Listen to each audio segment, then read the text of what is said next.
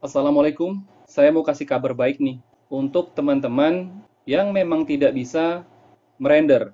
Bukan karena tidak ingin belajar, tapi memang karena keterbatasan perangkat yang kita punya. Tidak perlu khawatir ya, tidak semua klien itu meminta hasil gambar render. Terkadang cukup dengan gambar SketchUp, kalau model dasarnya memang sudah bagus, klien kita juga pasti sudah seneng kok, tanpa harus dirender. Memang sih, akan menambah nilai jual kalau seandainya hasil output yang kita keluarkan itu terlihat real ya. Jadi seperti terlihat nyata karena adanya proses render. Nah, render softwarenya sekarang sudah bermacam-macam ya. Ada V-Ray, Lumion, Enscape, dan itu semua membutuhkan spek yang cukup berat. Maksudnya cukup tinggi ya. Itu susah dicapai kalau seandainya untuk orang-orang yang baru mau mulai belajar, yang memang pada dasarnya hanya mempunyai perangkat yang terbatas. Saya berikan contoh di sini. Ini adalah salah satu proyek yang pernah saya kerjakan, dan ini tidak saya render, tapi saya melakukan modifikasi agar tidak terkesan standar banget ya. Kalau seperti ini, itu kan kayaknya kurang menarik ya. Beda lagi kalau seandainya kita berikan background. Lihat, misalkan seperti ini. Nah, terlihat beda ya, lebih menarik.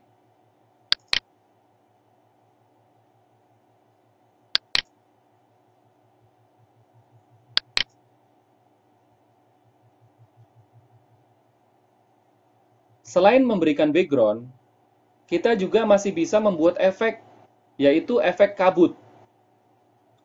Misalkan seperti ini. Nah, lihat, jadi suasananya itu terkesan lebih natural ya.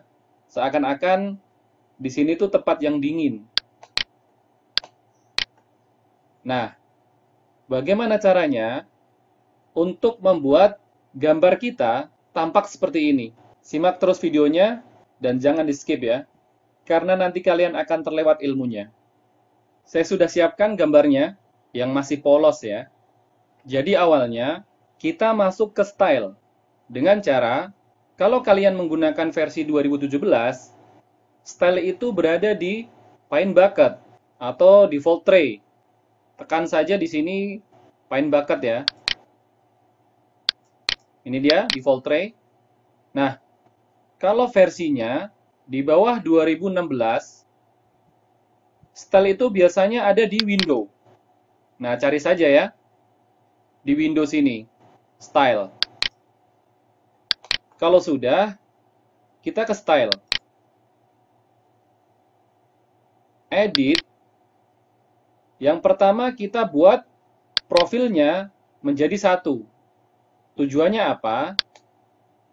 Agar garis sudutnya ini tidak terlalu tebal. Lihat perbedaannya. Saya ganti satu. Nah, sudah terlihat ya. Gambarnya lebih halus. Itu cara yang pertama. Selanjutnya, kita ke watermark setting.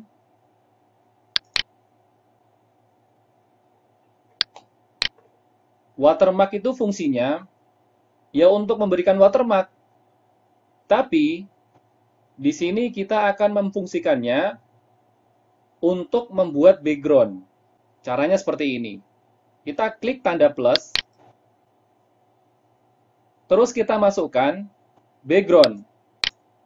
Formatnya bisa JPG ataupun PNG. Usahakan resolusinya yang bagus ya, agar tidak pecah. Nah, seperti ini. Ini kita ganti background. Next. Terus ini kita kecilkan. Agar apa? agar tidak terlalu padat backgroundnya. Sedikit transparan ya.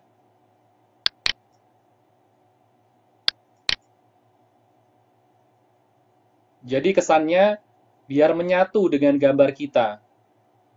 Kalau terlalu padat, nanti kesannya seperti pasangan. Jadi kurang menyatu nanti. Tapi terserah kalian ya. Ini hanya saran dari saya saja. Biasanya saya kurangi sedikit. Nah, seperti ini. Next. Ini kan gambar background-nya tidak penuh ya. Terus bagaimana caranya agar background ini menjadi penuh satu layar? Kita tinggal klik saja di sini. Lock aspect ratio. Nah, sekarang background-nya sudah penuh ya. Finish. Lihat sekarang. Background-nya sudah ada, dan kita tinggal membuat scene saja setelah ini. Pertama, silahkan pilih scene yang bagus terlebih dahulu. Maksudnya scene itu adalah tampak ya. Jadi kalian buat saja tampak sesuai yang diinginkan. Nah, misalkan seperti ini. Kalau sudah kita ke scene, kita buat satu. Plus, save as a new style. Oke, kita buat satu. Oh ya teman-teman, untuk mengatur opsi yang ada di default tray ini, kalian bisa ke sini ya. Window, default tray. Nah, di sini tinggal di checklist saja mana yang dibutuhkan. Termasuk nanti kita juga butuh fog. Nah, ini juga. Oke, kita lanjutkan ini tadi. Setelah kita buat satu scene, kita buat lagi. Misalkan dari sini. Klik kanan, add.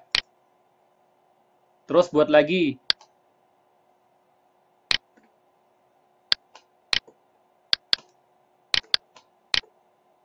Klik kanan, add. Kita lihat lagi ya. Scene 1, scene 2, scene 3.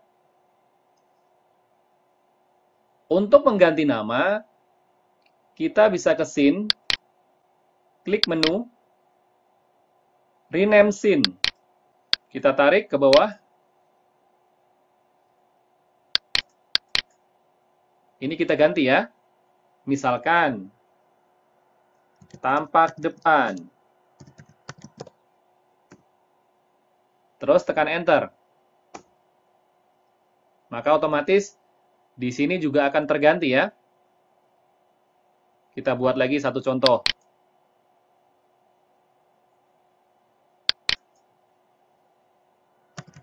Perspektif. Enter. Nama ini nanti silahkan disesuaikan dengan bahasa yang kalian tahu. Intinya sebagai penanda saja ya. Oke, kita lanjutkan. Nah, scene ini kita bisa atur untuk masa transisinya. Kita klik scene 2. Nah, ini kan masa transisinya terlalu cepat ya. Kita akan atur ke window, model info, animasi. Nah, di sini tinggal diisi saja. Mau berapa lama masa transisinya. Misalkan saya masukkan 4. Lihat, kita akan ke scene tampak depan. Nah, transisinya semakin pelan ya. Ini nanti kalian juga bisa berikan kepada klien dalam format MP4 atau video yang bisa disetel di HP ya. Tinggal ke file, export, animasi, video. Nanti silahkan coba sendiri ya. Nah, saya lanjutkan materinya terlebih dahulu. Untuk membuat background, kita sudah bisa. Nah, sekarang untuk membuat kabut bagaimana caranya? Untuk membuat kabut, kita ke view, di bagian fog, kita checklist. Nah, seperti ini. Terus untuk settingannya, di sini di fog ya. Lihat, semakin dijauhkan, dia akan semakin tidak terlihat ya. Nah, di sini intensitasnya mengikuti sesuai dengan putaran scroll kita. Nah, dia berjalan ya. Kalau sudah, ini kita close. Misalkan kita buat satu view ya. Nah, di sini misalkan. Tinggal kita klik kanan, add. Berarti di sini ada dua style ya. Style yang pertama, kita menggunakan background. Nah, ini dia. Menggunakan background. Terus style yang kedua, kita menggunakan fog atau kabut ya. Nah, seperti ini. Oke teman-teman, silahkan dipraktekkan. Nanti kalau ada kesulitan, silahkan bertanya, tulis saja di kolom komentar. Sekian dulu video kita hari ini. Semoga bermanfaat. Jangan lupa untuk subscribe dan klik tombol lonceng untuk mendapatkan notifikasi video terbaru dari Dizar Smart yang selanjutnya. Terima kasih.